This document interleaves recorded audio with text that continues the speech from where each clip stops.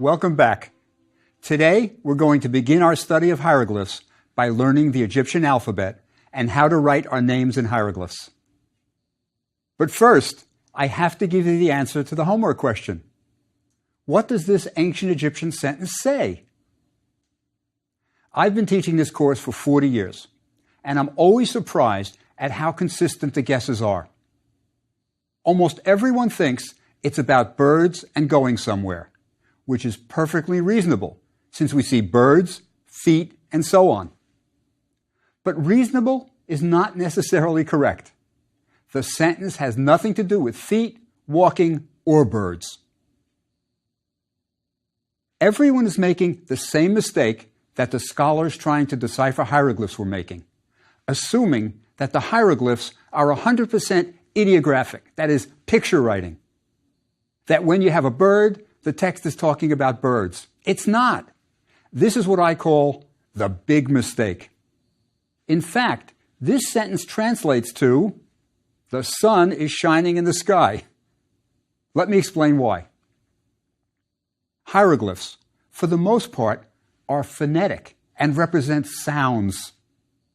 The first bird is a quail chick, and it represents the sound W. The foot has a sound B, a B, and the wavy line is an N. This circle at the end, though, is ideographic. It represents the sun and helps make clear the meaning of weben. It's the word for shine. So, two things to note about our first Egyptian word. First, it's mostly phonetic, with no vowels, and often we don't know which vowels were used. Second, an ideographic sign at the end provides a clue to the word's meaning. The second word in our sentence is made up of 3 hieroglyphs. A mouth sign, an arm, and our sun circle again, which has no sound, but helps make the meaning clear. So the sound is re, and it means sun. Next comes an owl. That's pronounced and it means in. Our last word has a rectangle, which is a p, and a semicircle, which is a t, so it's pronounced pet. The hieroglyph under it represents the sky. The Egyptians viewed the sky as a canopy held up by 4 pillars, and the word means sky. Note how the word for sky is formed. 2 small hieroglyphs together above a longer one.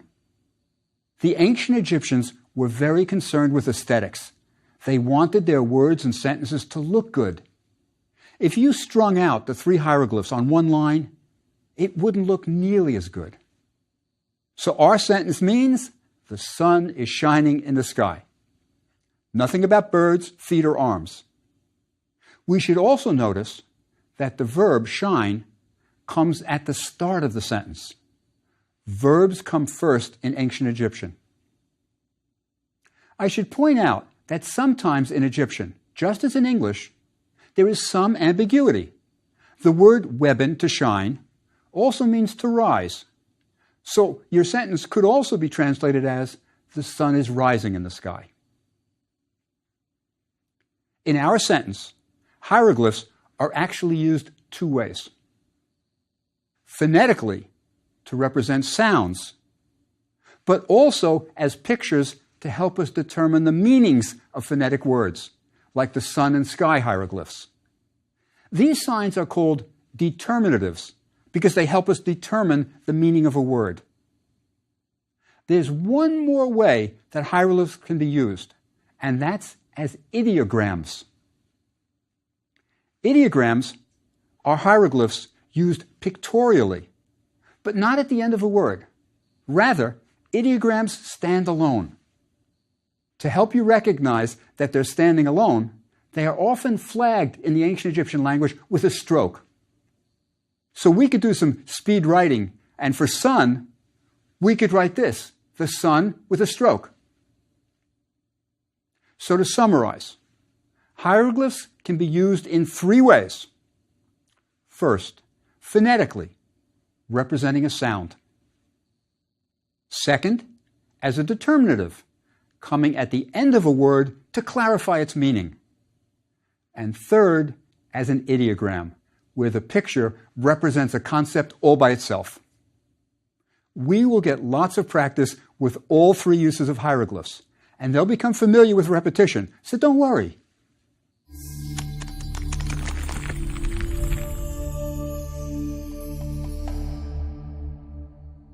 Now it's time to learn the ancient Egyptian alphabet.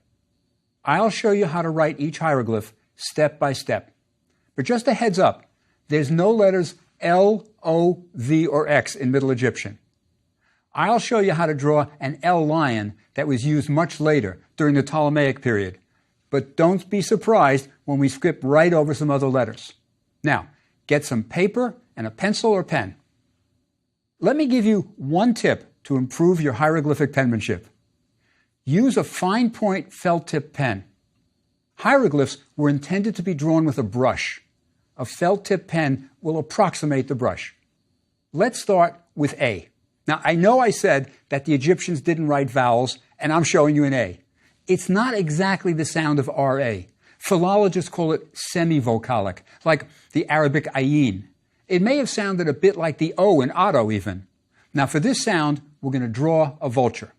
Watch the steps, and then follow along when I draw it a second time. We start with the beak, something like that.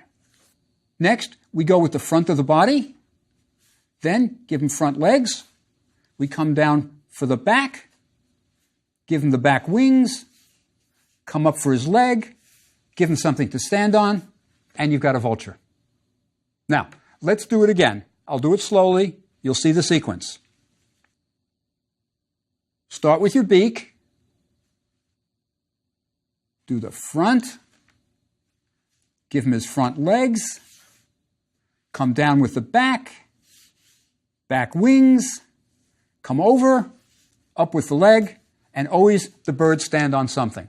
That's our letter A. Ah. This is one of the most difficult of the alphabetic hieroglyphs.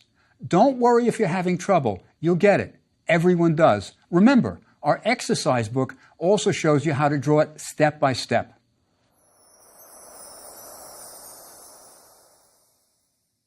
B is a foot. Start with a line down. Then you're just going to need a triangle coming over here. Come back. And then you've got the back of the foot. B. Line down. Triangle. Come back. And bring it down. And you've got a foot. It's very stylized.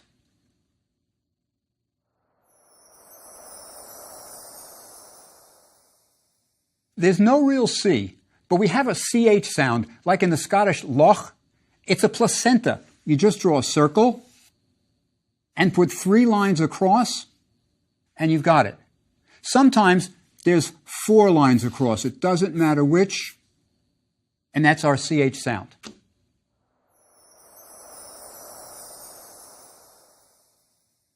D is a hand. It's stylized, not realistic. Now, start with an oval,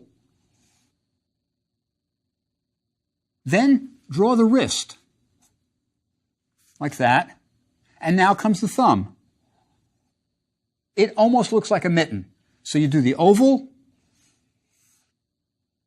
the wrist, and the thumb, and that's D.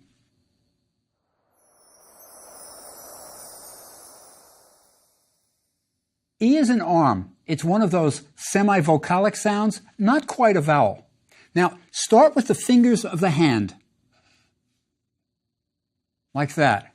Then go with the arm, and then the shoulder. The shoulder isn't a square. It's got a little bit of a down like that. And that's the E. So remember, you just do the thumb, you do the hand underneath it, you bring the arm all the way out, and then you go up, and you've got the shoulder.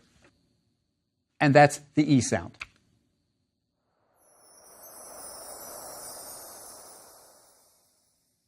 F is a snake, the horned viper. Start with the head and body, like that, and then just give him the 2 horns. And that's it. He's very stylized. So you just give him the body, and then 2 horns, and you've got it, the F.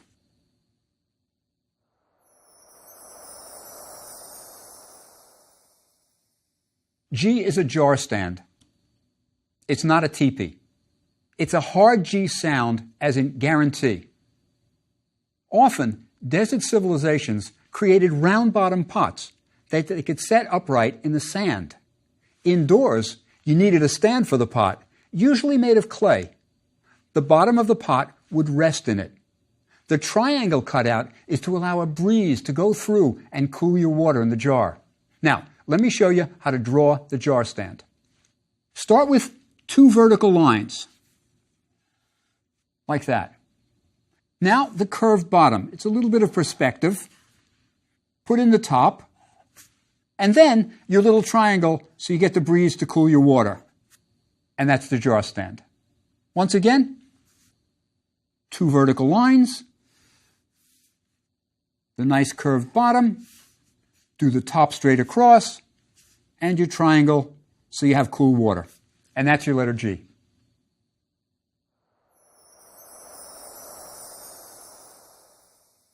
Now for H. There are actually 2 different H's in the Egyptian alphabet. The reed hut H is a simple structure made of reeds so the farmer can get out of the blistering sun for a while. It's all straight lines. Let me show you. You go up, across, down, across, and up. Again, like that. Simple straight lines. And that's one of the H's. The other H is a twisted flax, and it's surprisingly difficult to draw. It represents 2 strands of flax twisted together. Now, it looks like 3 loops, one on top of the other, but don't draw it that way. It just doesn't come out right. Let's do it the way the ancient scribes did it. Start with a curve at the top, bring another one down, and then finish the bottom. That's your twisted flax H. Start with a curve at the top, bring another one down, and finish your bottom. And that's it. The difference between the 2 H's is that the reed hut is more emphatic, as in hot, where you expel your breath forcefully. The flax H is not so emphatic. It's more like the H in hello. Now, on to I, another semi-vowel.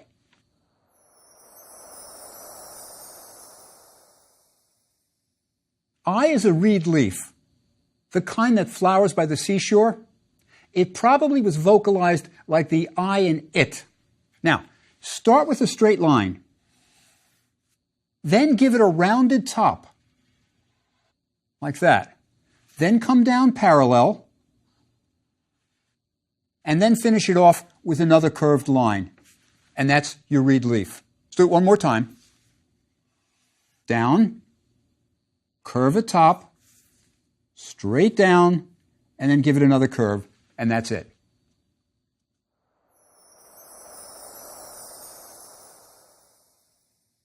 For J, we have a snake. We think it's a cobra. It's really a DJ sound, as in judge. First, start with the head, come down, across, and down, and that's it. The key is getting the angles. It's really right angles almost. So start with the head, come down, across, and down. And that's your J or DJ.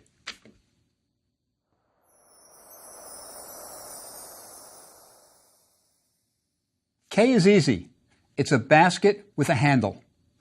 Draw a slice of a circle, and then just do the handle at an angle coming down like that. And that's your K. Let's try it again. Just drew your slice of a circle, and the handle coming down. Looks like a coffee cup, but it's a basket.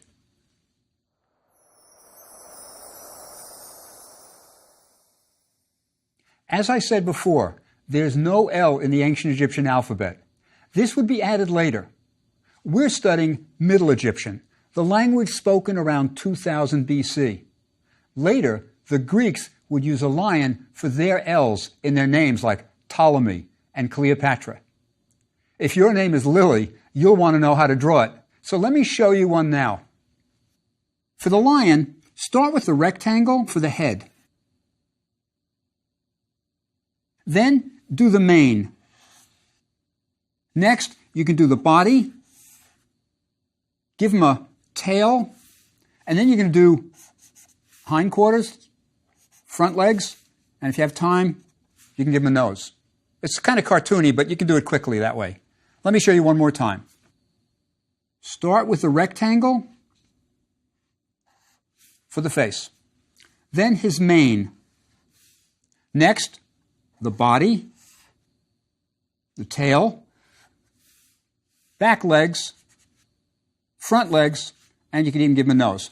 And that's your lion L. So there you go, Lily.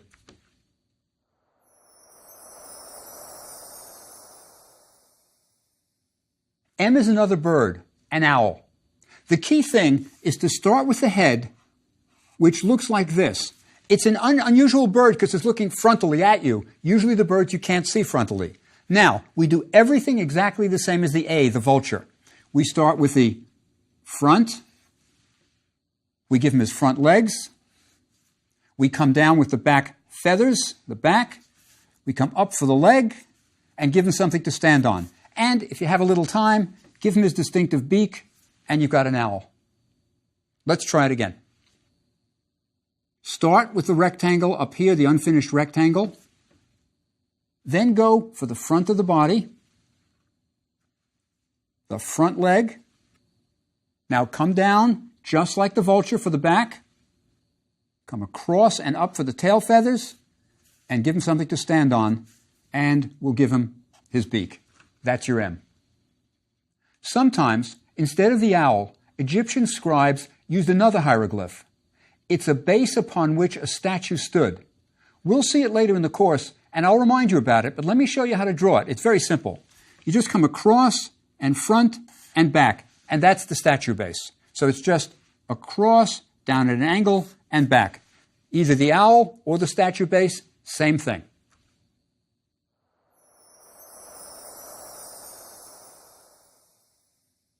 And now for N. It's simple up and down peaks. The word for water was nun, so it's not surprising that the ideogram for water also represents the sound n. Now, let's do it here.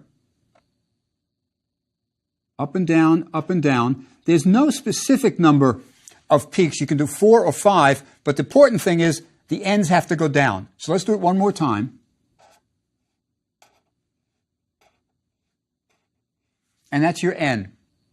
I believe that the water sign may have been the first hieroglyph. There are early water jars with wavy line designs.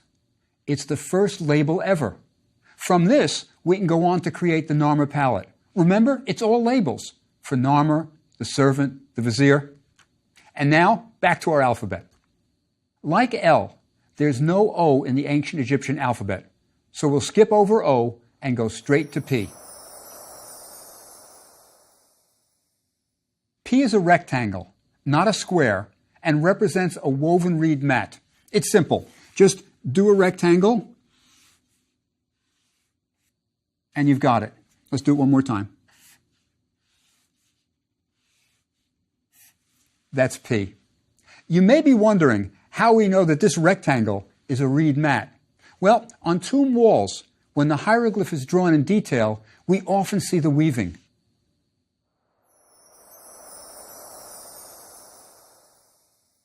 Q is just a hill. It has a slightly different sound from the basket K we just learned. Think about the difference in the initial sounds of queen and kid. The Q is almost a KW sound. Let me show you how to do it. Draw the bottom line of the hill, then the top, and then it's curved down to the bottom like that. That's Q. So again, just do the bottom, come up, and curve it down to the bottom, and that's your Q.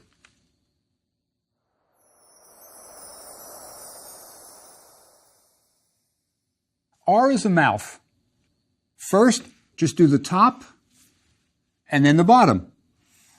And that's it. Just the top, and then the bottom. And you've got R.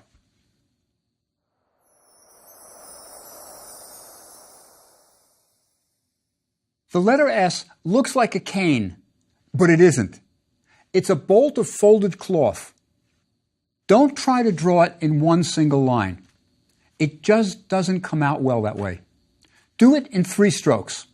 We know that the scribes did it that way because we can see brush strokes, and even where the ink in the brush began to run out. So start with a vertical line. Then do a shorter parallel line, and then connect the 2. And that'll always come out nicely. Again, your vertical line, your parallel, connect the 2, and you've got it.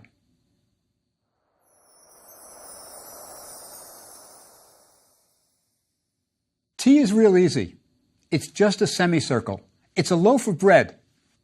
Start with the bottom and just do the top, and that's your letter T. One more. That's your letter T.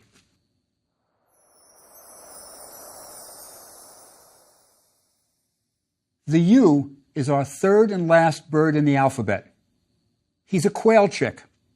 Now, start with the head, and then when you do the body, the thing about the quail chick is it's mostly straight lines. So when you come down, do it like that. You can come across for here, do it here, and now you've got the feet, put in a wing, give him his beak, and you've got your quail chick. Let's try him again.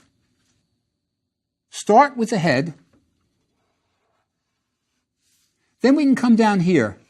Now, if you want, you can draw the parallel line here first, then connect. Now you give him feet. He's going to walk. Put him on something. Complete the face with the beak coming down, and give him his wing. And that's your quail chick.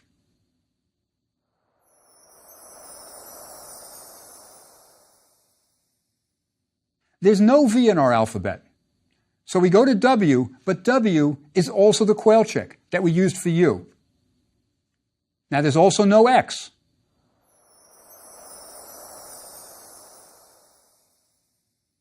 Y is the reed written twice. It has the sound of a long E, like in Mary. So just with our I, we start with a straight line. We give him a curve at the top, come down, and then give it the other curve. And we're going to do it twice. Straight line, curve, come down, and that's the Y sound. We'll do one more time. Straight line, curve at the top, come down, like that. Straight line, up at the top, come down, curve, and that's the Y sound.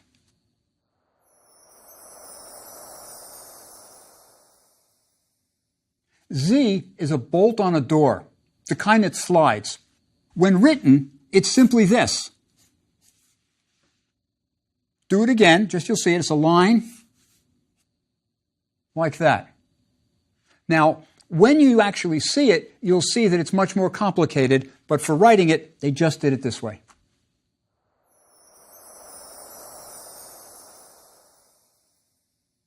Now, there are just 2 more hieroglyphs to complete our alphabet. They're for sounds for which English doesn't use a single letter. The sound sh is really one sound. But in English, we have to use 2 letters to represent it, S and H. The ancient Egyptians used a pool of water for the SH sound. Just draw a rectangle. And that's your pool of water. So it's just a long, thin pool. And once in a while, they'd put 2 lines in it to indicate water. So that's the SH sound.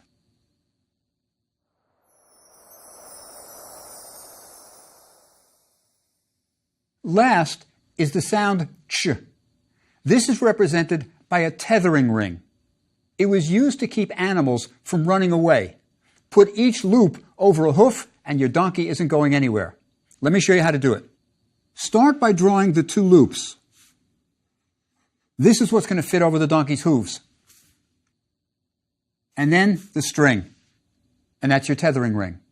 So 2 loops, And then that's it. That's sh. Now, let's write our names in the Egyptian alphabet. Note that we're not translating our names. We're not working at the level of meanings. We're just transcribing our names from one alphabet to another. This is transliteration. Let's say your name is Andrea Schwartz. Well, for the A sound, we start with the vulture.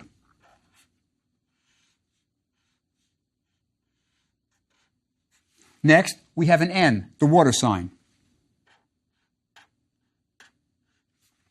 Then we have the hand D.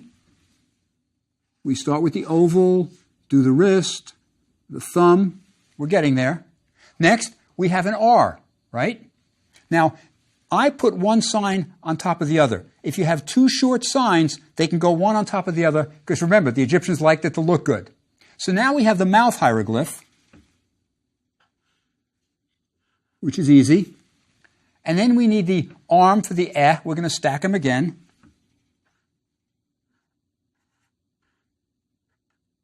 There's our Andrea. And then we have an A at the end, maybe.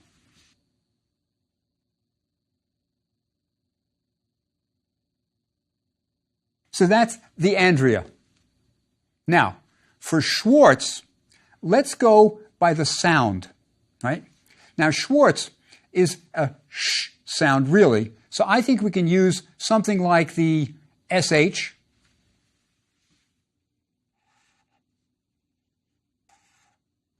Good.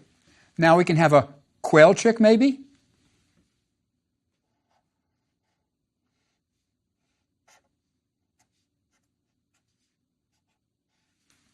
A, right?